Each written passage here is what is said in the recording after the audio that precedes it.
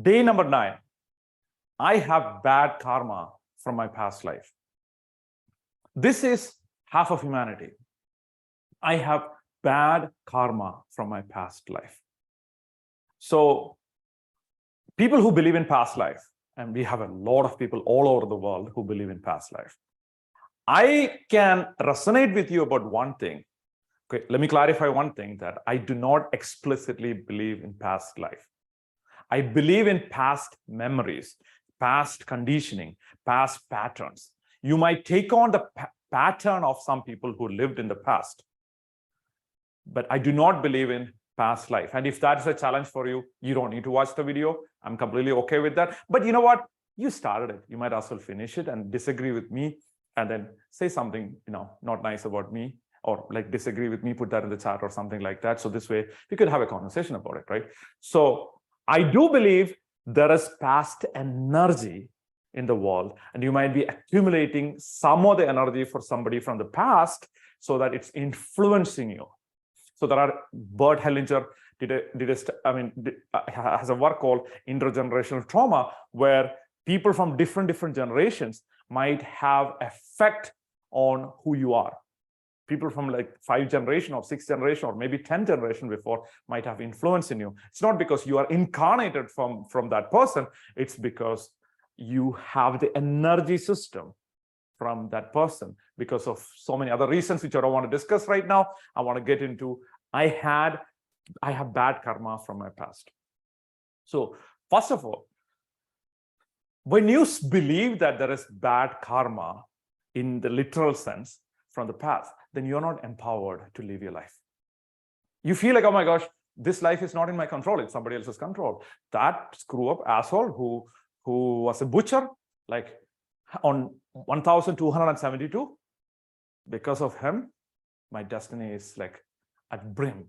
I'm not able to achieve anything in life. No matter what I try, it sucks and it's not moving forward. Oh my gosh, why did this happen to me? This is where humans are most of the time, a lot of humans. So I'm here to propose to you. And of course, I'm from India. I was born in India, and Buddhism had an influence in this concept of karma. And of course, even Buddhism in expanding it to the world, and also Gita had an influence in sharing about the karma and the way it is interpreted, not the actual idea from Krishna, has an influence on the collective world about karma. So I want to define this word karma. Karma means action. Right? So karma simply means action. It's an action that you could do. That's what it means. The traditional current meaning for karma is something that is an effect of. But somehow this difference is not clear in the scriptures either. So that's why I want to define this clearly, that the action that you're doing right now, the action that you have to experience right now, because of somebody did this, somebody was a butcher, like 12,007, because he was a butcher, now you have to experience this action of suffering. That's the idea. And nobody can deny that. That's the interpretation. And no matter who denies that, that's the interpretation. And if I'm wrong, please correct me and help me understand this. I'm really open to learning. So the challenge is that the butcher from 12.7 is not, unless he's from your generation, he's not directly influencing you. You are not his incarnated, the new form. You are simply an energy system. You adopted the energy system of the butcher, or you adopted the energy system of the person from one of your family tree, from your mom, your dad, and the family tree. You adopted a system that creates energy in you, that forces you, without you even knowing about it, to create an unconscious destiny that you don't even feeling like that you have control on. And definitely on this topic, like it's not a bad idea to study intergenerational trauma. That will give you a lot of clarity. But I want to talk about an opposite side of the story, which is called intergenerational grace. So every time you eat meat, you get protein. Imagine you eat an entire cow or if your religion doesn't eat cow, imagine you eat an entire chicken. All of a sudden, that becomes excess calorie. Makes sense? The same way, the excess calorie from your past generation. So you're eating or consuming the energy from your parents, from your grandparents. And that energy consumption, and you're like, oh, how am I consuming energy? I'm like, okay, I understand the extreme people who says there is like incarnation and everything, but you're also saying that, you're consuming energy from the past. What does that even mean? It means that through your value systems, through your parents, like your grandparents who are like, really poor, and your grandparents are telling your parents like, oh, don't spend too much money. We should make sure that we don't spend too much money. And then your parents were rich, but they were still like, don't spend too much money. Let's make sure that we live frugal. So do you see the value system gets transferred from one generation to another generation? The same way, the emotions are transferred from one generation to another generation. And emotions and these values have energy because of that. You might be unconsciously, subconsciously modeling somebody from the past. And typically this happens in every other generation. You might have adopted some of the habits, some of the patterns from your grandfather or grandmother. And typically, because patterns reverse every other generation. Oh, every generation there is a pattern skip. Like for example, okay, I don't want to go too much into it, but the idea is every other generation you have similarity with your granddad or grandmom from either your dad or your mom. So that's how it works. So there are patterns in you that you interpret as the memory of the universe and memories that are limiting you and things like that. But in reality, these are conditioning that are staying in you because of what conditioning that you have in your family have been practicing. When I say family, you're not just your family. The entire humanity was a family. So which means there are collective beliefs of society. There are collective beliefs of human species. There are collective beliefs of everybody and anybody in your culture, in your tribe, in everything collected together. We have a collection of beliefs that we have. And those beliefs as a collective are influencing everybody.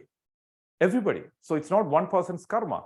It's your job, it's your karma, it's your action to be joyful so that we could transcend these challenges. So without getting too much into this, let me tell you specifically what you could do. But I hope that makes sense so far. Let me give you an example before that.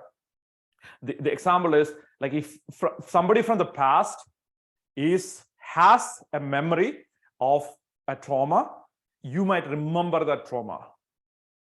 It's not because you had a bad karma, because you do remember that trauma, because that pattern of trauma, it's transitioned from one generation to another generation to another generation. Because if I'm broken, so Will Smith, there is a beautiful example, which is Will Smith, last Oscar, he basically slapped Chris Rock, one of my favorite comedians, slapped him, and he said, don't talk about my wife like that.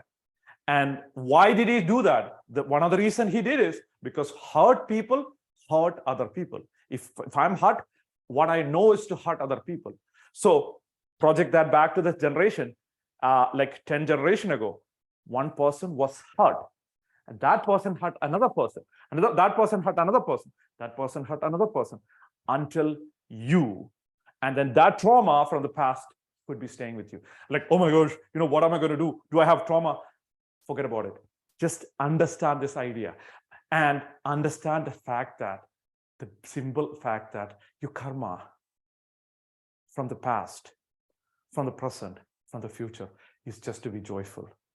The story that we have been telling everybody, as a species, we have been telling everybody is not complete.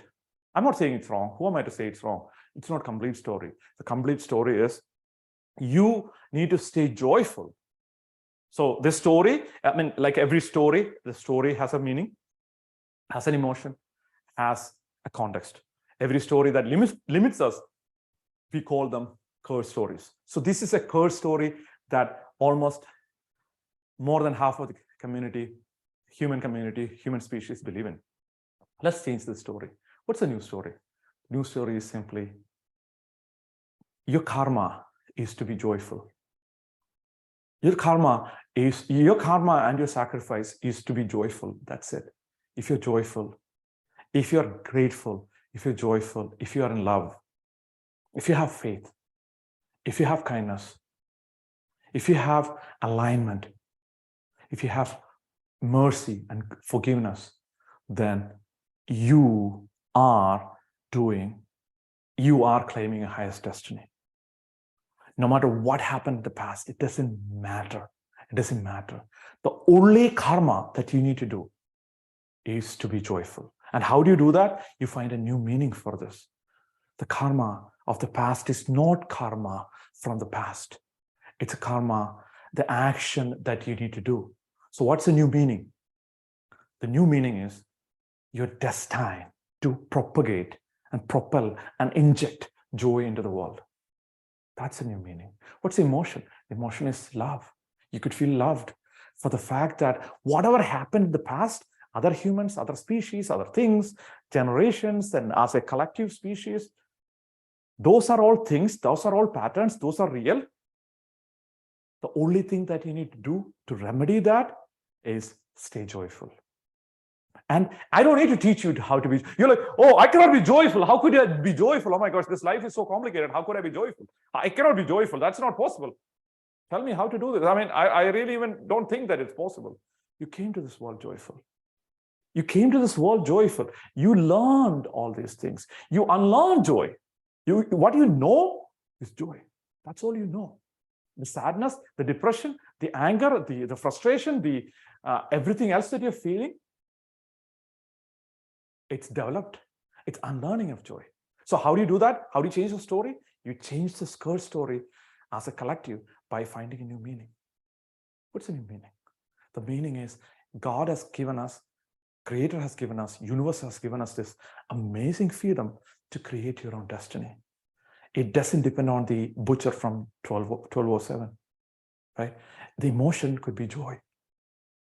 And the new context is once you are aligned with faith, once you are aligned with joy, once you are aligned with kindness, once you are aligned with alignment itself, or discipline is a manifestation of alignment.